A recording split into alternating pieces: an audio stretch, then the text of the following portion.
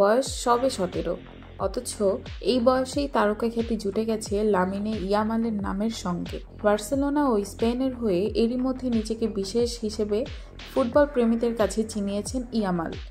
অনেকে তো আগ বাড়িয়ে এখন থেকেই তাকে মেসির সঙ্গেও তুলনা করতে শুরু করেছেন। যাকে এই বয়সেই মেসির সঙ্গে তুলনা করা হচ্ছে, ভাবা হচ্ছে ইয়ামালই হয়তো একদিন ছুঁয়ে ফেলবেন মেসির কীর্তি। সেই ইয়ামালকে নিয়ে মেসির নিজের ভাবনা কি? ইয়ামালকে কিভাবে দেখেন মেসি?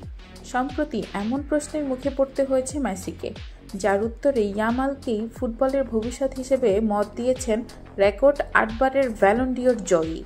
সম্প্রতি জার্মানিতে অ্যাডিডাসের এক ইভেন্টে এই কিশোরের প্রশংসা করেছেন মেসি।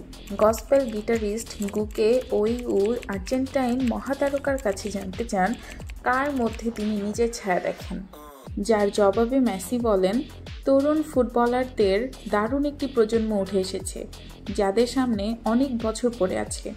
যদি কাউকে বেছে নিতে হয়, সেটা তার বয়স ও ভবিষ্যতের কারণে।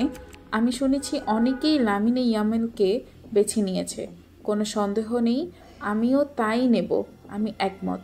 তবে এটা তার উপর এবং আরও অনেক কিছুর ওপর নির্ভর করছে।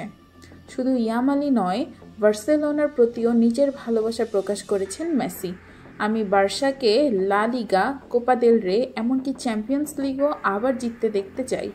যে বছরগুলোতে সেটা করা সম্ভব হবে না, তখন তারা যেন অন্তত লড়াইটুকু করে।